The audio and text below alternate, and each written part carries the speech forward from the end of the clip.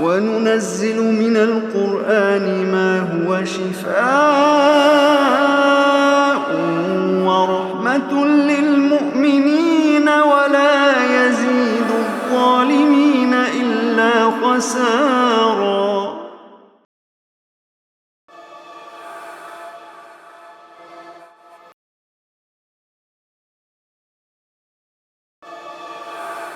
لقد نصرکم اللہ فی مواطن کثیرۃ، بے شک اللہ تمہاری مدد کر چکا ہے بہت سے جنگی میدانوں میں، ویوم حنین، اور حنین کے روز بھی، اذ اعجبتکم کثرتکم، جب تمہیں تمہاری کثرت نے خوش فہمی میں ڈال دیا تھا۔ آپ مسلمانوں کے جنگی احوال کو پڑھیے، معلوم ہوتا ہے کہ اس حنین کے جنگ کے علاوہ باقی ہر مارکے میں مسلمان اپنی تعداد اور اسباب کے اعتبار سے کفار کی نسبت کم تھے،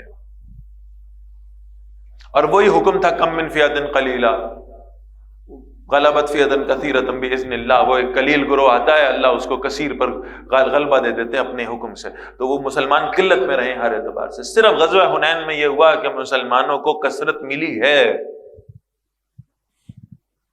اور اس پر کیا ہوا؟ عجب آیا دل کے اندر۔ صحابہ نے سوچا جب ہم قلت میں ہوتے ہیں تو فتح پا جاتے ہیں، جب ہمارے پاس اسباب اور ہتھیار نہیں ہوتے تب فتح مل جاتی۔ آج تو سب کچھ موجود ہے، آج تو سب کچھ اویلیبل ہے، آج تو فتح ہماری ہی ہوگی۔ وہ جو توکل ہے نا، وہ اللہ کی ذات سے ہٹ کر ذرا سا بھی اسباب کی طرف چلا جائے، اللہ اپنے پیارے اور مخلص بندوں سے ایسا کبھی بھی قبول نہیں کرتے۔ انحصار اہل ایمان کا صرف اللہ کی ذات پر ہونا چاہیے، اور بہرحال اس سے یہ بات بالکل واضح ہو کر ہمارے سامنے آتی ہے، دین کا غلبہ ہونے سے پہلے دین غالب کرنے والوں کو قلت ہی میں ہونا چاہیے، یہ ان کے حق پر ہونے کی نشانی ہے۔ اگر یہ کثرت میں آ گئے تو اس کا مطلب تو یہ ہوا کہ اللہ کے رسول صلی اللہ علیہ وسلم کو اگر یہ کثرت نہ ملی تو ہم میں کون سے سرخاب کے پر لگ سکتے ہیں جو ہمیں ملے گی؟ اگر ہم نے اکثریت کو اس بات پر آمادہ کر لیا کہ دین غالب کریں، ہمارے بہت سارے ساتھیوں کا خیال ہوتا ہے کہ جب اکثریت دین کی طرف آ جائے گی دین خود بخود غالب ہو جائے گا۔ ایک تو یہ خود بخود غالب ہونے کی شے نہیں ہے، پھر اللہ نے تمہیں کس لیے پیدا فرمایا اگر اسے خود غالب آنا تھا تو؟ اور دوسری بات یہ سمجھ لیں کہ یہ اکثریت کو دین کی طرف راغب کرنے کا جو دھوکہ ہے نا، دھوکہ، یہ تب ہی ممکن ہو پائے گا جب آپ اپنے موقف میں کچھ لچک پیدا کر لیں، جب آپ کچھ نرمی دکھانے لگیں، پھر شاید کثرت آپ کی طرف غالب ہو جائے۔ اللہ کے رسول صلی اللہ علیہ وسلم کو لچک دکھانے کا حکم نہیں تھا، لہذا آپ صلی اللہ علیہ وسلم کے ساتھ کثرت کبھی بھی نہیں رہی غلبہ دین سے پہلے۔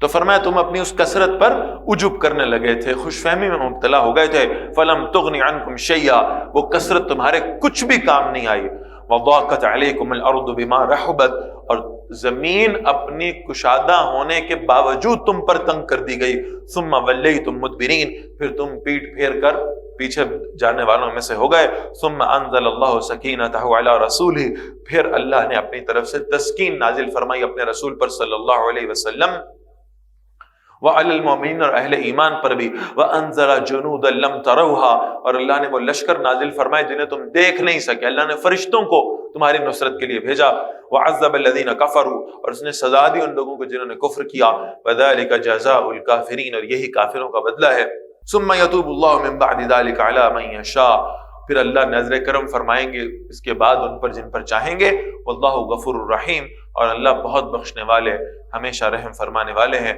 یا ایھا الذین آمنوا، اے ایمان والو، انما المشرکون نجس، یہ شرک کرنے والے پلید ہیں، ناپاک ہیں، ان کے ساتھ شرک کی گندگی موجود ہے، فلا یقربوا المسجد الحرام بعد عامهم ھذا، اس سال کے بعد یہ کبھی مسجد حرام کے قریب نہ آئیں،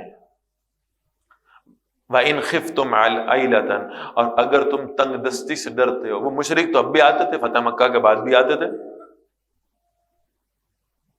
اب مراد یہ ہے کہ اگر یہ آتے ہیں تو اس سے وہ فنڈز جنریٹ ہوتے ہیں، اکانومی سٹرانگ ہوتی ہے.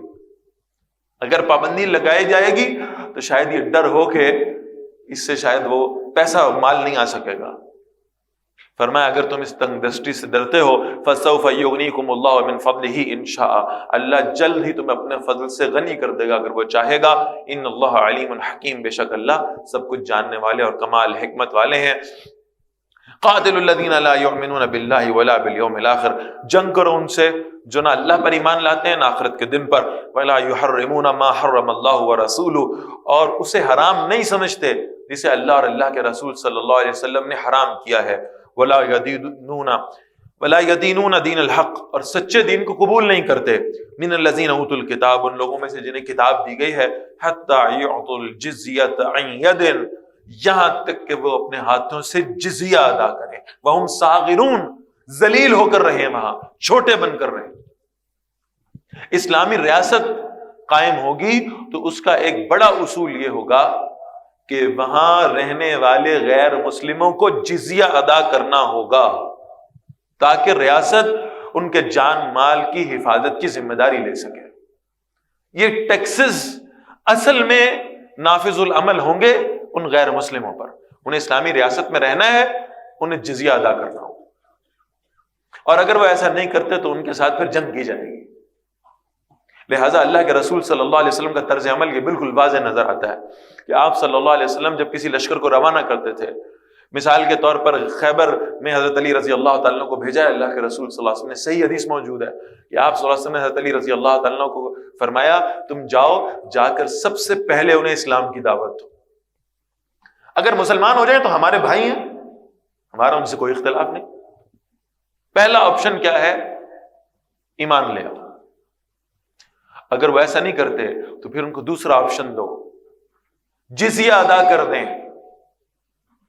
اور جزیہ ادا کرنے کا مطلب کیا ہے؟ لا آف دا لینڈ مسلمانوں کا ہوگا، قانون اسلام کے مطابق بنے گا، حکمرانی اللہ کی ہوگی. تم جزیہ ادا کرو اور اسلامی ریاست میں رہتے رہو. اور اگر وہ ان دونوں آپشنز پر نہ مانے تو پھر تیسرا آپشن یہ ہے کہ ان کے ساتھ قتال کیا جائے گا، جنگ ہوگی ان کے ساتھ. وقالت الیہود عزیر ابن اللہ، اور یہودی نے کہا عزیر علیہ السلام اللہ کے بیٹے ہیں، معاذ اللہ. وقالت النصارى المسیح ابن اللہ، اور نصرانیوں نے کہا مسیح اللہ کے بیٹے ہیں، معاذ اللہ. ذالک قولہم بافواہہم، یہ ان کی منہ کی باتیں ہیں. یضاہئون قول الذین کفروا من قبل، یہ نقل کر رہے ہیں ان لوگوں کے قول کی جنہوں نے ان سے پہلے کفر کیا. قاتلہم اللہ، اللہ انہیں ہلاک کر دے. انا یؤفکون، یہ کہاں بہکائے جا رہے ہیں. اتخذوا احبارہم ورہبانہم اربابا من دون اللہ. یہ جو سورہ توبہ کا انداز ہے یہ بہت خوبصورت حصہ شروع ہو رہا ہے دین کے غلبے کی فرضیت کے حوالے سے. لیکن اس کو ذرا سمجھنے کی ضرورت ہے کہ یہ دو آیتیں جو غلبہ دین کے حوالے سے آئیں گی، اس سے پہلے بھی علماء اور مشائخ کا ذکر ہے اور اس کے فوراً بعد بھی. اور کس درجے میں ذکر ہے، کس پیرائے میں ذکر ہے، یہ سمجھنا چاہیے. اتخذوا احبارہم ورہبانہم اربابا من دون اللہ والمسیح ابن مریم، انہوں نے اپنے علماء کو، اپنے راہبوں کو، اپنے مشائخ کو، اپنے پیروں فقیروں کو اللہ کے سوا رب مان لیا ہے. یہ ان کی ایسے اطاعت کرتے ہیں جیسے اللہ کی کرنی چاہیے. اور مسیح ابن مریم علیہ السلام کو بھی رب ماننے لگیں گے. یہ ضروری نہیں ہے کہ وہ انہیں منہ سے رب کہتے ہوں. عیسیٰ علیہ السلام کو تو انہوں نے کہا ہے کہ اللہ کے ساتھ شریک ہیں، اللہ کے بیٹے ہیں، معاذ اللہ. لیکن اپنے علماء مشائخ کو نام لے کر رب کہنا یہ شاید ان سے ثابت نہ ہو. لیکن ان کی اطاعت ایسی کرتے ہیں جیسے اللہ کی اطاعت کرنی چاہیے. فرمایا وما امروا الا ليعبدوا الها واحدا، حالانکہ انہیں حکم دیا گیا تھا کہ وہ صرف ایک وحدہ لا شریک اللہ کی عبادت کریں. لا الہ الا ہو، اس کے سوا کوئی معبود نہیں ہے. سبحانہ عما یشرکون، وہ پاک ہے ان سے جنہیں وہ شریک ٹھہراتے ہیں. یریدون ان یطفئوا نور اللہ بافواہہم، قرآن مجید میں یہ آیت 2 مرتبہ آئی ہے اسی پیرا ہے، سورہ توبہ میں بھی اور سورہ صف میں بھی یریدونا، یہ چاہتے ہیں، یہود کی بات ہو رہی ہے خاص طور پر، ان یطفئوا نور اللہ بافواہہم، یہ اللہ کے نور کو اپنے منہ کی پھونکوں سے بجھا دیں، اس لیے کہ ان میں ہمت نہیں ہے سامنے آ کے مقابلہ کرنے کی۔ کفر میں اللہ نے بزدلی رکھی ہے، ایمان میں اللہ نے جرأت رکھی ہے، اور یہود تو فطرتاً بزدل بنائے گئے، لہذا یہ سامنے آ کر مقابلہ کرنے کی طاقت نہیں رکھتے، سازشیں کرتے ہیں، اللہ کے نور کو اپنے منہ کی پھونکوں سے بجھا دیں، یہ ان کی سازش ہے۔ وَمَكَرُوا وَمَكَرَ اللَّهُ، ایک اللہ کی تدبیر بھی ہے، اور اللہ کی تدبیر کیا ہے، اللہ کا فیصلہ کیا ہے، وَيَابَ اللَّهُ إِلَّا أَن يُتِمَّ نُورَهُ، اللہ اس بات کے سوا کسی شے کو قبول نہیں کریں گے کہ اللہ اپنے نور کو پورا کریں گے، اللہ اپنے دین کو غالب کر کے رہیں گے۔ وَلَوْ كَرِهَ الْكَافِرُونَ، ان کافروں کو کتنی تکلیف کیوں نہ ہو، اللہ نے اپنے نور کا اتمام کرنا ہے۔ دو اشعار یہاں خاص طور پر ذہن میں رکھنے کی ہیں۔ نور خدا ہے کفر کی حرکت پہ خندہ زن، پھونکوں سے یہ چراغ بجھایا نہ جائے گا۔ ایک یہ شعر تو بہرحال بڑا مثبت پیغام ہمیں دیتا ہے، کفار کتنی بھی کوشش کیوں نہ کر لیں اللہ کے دین کو نقصان نہیں پہنچا سکتے، اللہ کے دین کے غلبے کو روک نہیں سکتے، پھونکوں سے یہ چراغ بجھایا نہ جائے گا۔ جہاں یہ ہمیں ایک پازیٹو وائب دیتا ہے یہ شعر، اسی آیت مبارکہ میں سے ایک اور شعر اخذ کیا گیا ہے، اور وہ بڑا الارمنگ شعر ہے۔ وقت فرصت ہے کہاں، کام ابھی باقی ہے، نور توحید کا اتمام ابھی باقی ہے۔ اس بات پر مطمئن ہو کے نہ بیٹھ جانا، یہ کام کون کرے گا، یہ رجال کہاں سے آئیں گے، کیا یہ ملائکہ کے کرنے کا کام ہے، کیا جنات کے ذمہ لگایا اللہ نے، کس نے کرنا ہے؟ اس کے لیے رجال کار چاہیے، اس کے لیے لوگ چاہیے جو اللہ کے دین کے غلبے کی جدوجہد کرنے والے ہوں۔ لہذا کوسچن مارک یہ ہے کہ تم یہ سوچو اس دین کے اتمام میں تمہارا نام ہے یا نہیں ہے، اس عمارت کے مزدوروں میں کہیں تمہارا ذکر ہے یا نہیں ہے؟ عمارت تو بن رہی ہے، بنیادیں بن چکی ہیں، دیواریں کھڑی ہو رہی ہیں، بس ذرا سوچ لو کہ کہیں اس کے مزدوروں میں میں بھی ہوں، کہیں یہ سعادت میرے ذمہ بھی ہے یا نہیں ہے؟ فرمایا هو الذی ارسل رسولہ بالہدی ودین الحق۔ تین مقامات پر قرآن مجید میں یہ آیت مبارکہ ہے، تین، سورہ توبہ میں، پھر سورہ فتح میں، پھر سورہ صف میں، اور انداز یہ کہ تین مرتبہ ایک بات ریپیٹ کر دی جائے۔ خود اللہ کے رسول صلی اللہ علیہ وسلم نے اس انداز کو اختیار فرمایا ہے کہ ایک بات تین مرتبہ دہرا دی جائے تو معلوم ہوتا ہے اس سے زیادہ زوردار بات اور کوئی نہیں ہو سکتی۔ اس کو تین مرتبہ ریپیٹ کرنے کا مطلب یہ ہے کہ یہ بہت اہم بات ہے۔ هو الذی ارسل رسولہ، وہی اللہ ہے جس نے بھیجا اپنے رسول کو صلی اللہ علیہ وسلم بالہدا، کامل ہدایت کے ساتھ، والدین الحق، اور اس برحق دین کے ساتھ۔ کس لیے بھیجا؟ صرف کتاب اللہ کی تلاوت کے لیے؟ صرف ایک حرف پہ 10 نیکیوں کے لیے؟ صرف قیام اللیل کے لیے؟ صرف تہجد کے لیے؟ اس لیے بھیجا ہے لِيُظْهِرَهُ عَلَى الدِّينِ كُلِّهِ، تاکہ اس دین کو دنیا کے تمام ادیان پر غالب کر دیا جائے، اللہ کے دین کو اس پوزیشن میں لایا جائے کہ دنیا میں فیصلے ہوں تو اللہ کی مرضی سے ہوں۔ جیسے گھڑ سوار اپنے گھوڑے کی پشت پر بیٹھ کر اسے قابو کر لیتا ہے، عرب اسے اظہار کہتے تھے، اظہار۔